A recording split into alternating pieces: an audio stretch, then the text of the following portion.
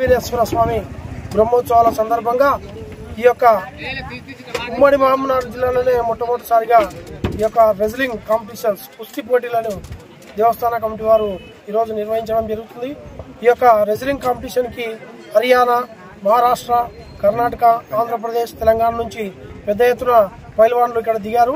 ఇక కాసేపట్లో ఈ యొక్క కుస్తీ పోటీలను దేవస్థాన కమిటీ వారి తరఫున అలాగే ఎంపైర్స్ తరఫున ప్రారంభమవుతుంది. జిల్లాలో జరుగుతున్నటువంటి ఓపెన్ రెజ్లింగ్ కుస్తీ పోటీలకు విచ్చేసినటువంటి వివిధ జిల్లాల వివిధ రాష్ట్రాల నుంచి క్రీడాకారులకు దేవస్థానం తరఫున వారికి స్వాగతం చెప్తూ ఈరోజు ఉమ్మడి మహబూబ్నగర్ జిల్లాలో ఇది రెండోసారి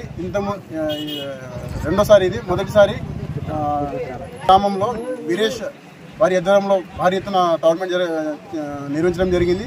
అదే స్ఫూర్తితో మళ్ళీ ఈ ఐజా విలేజ్లో అదే స్ఫూర్తి విలేజ్లో మళ్ళీ రెజ్లింగ్ ఓపెన్ నేషనల్ ఛాంపియన్షిప్ జరగడం చాలా సంతోషంగా ఉంది. కాబట్టి ఈ కమిటీ తరఫున సంతోషంగా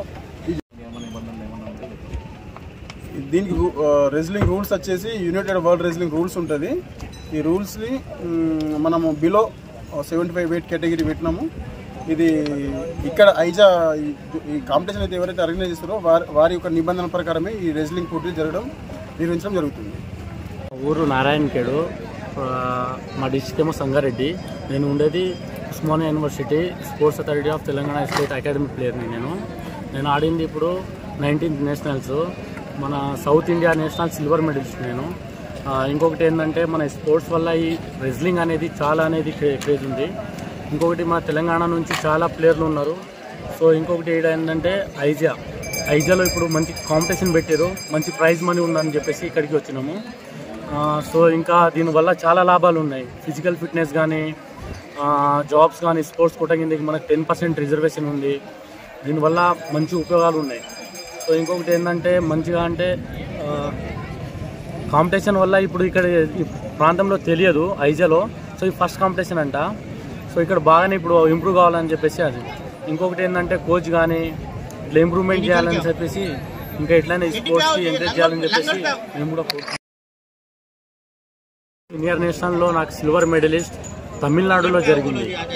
ఇంకొకటి ఏంటంటే మొన్ననే పూణేలో సీనియర్ నేషనల్స్ దాంట్లో నేను పార్టిసిపేట్ చేసిన బ్రాంజ్ ఫైట్కి పోయింది నాది. ఇంతకుముందు sub junior, SDF, Khelo India, university total నాది 19 నేషనల్స్. అదేవిధంగా ప్రతి ఒక్క యువతను ప్లేయర్ని చేయాలని చెప్పేసి ఈ కాంపిటీషన్ చేస్తూ ఇక్కడ కూడా నేను మెడల్ కొట్టాలని చెప్పేసి వచ్చిన. Thank you sir.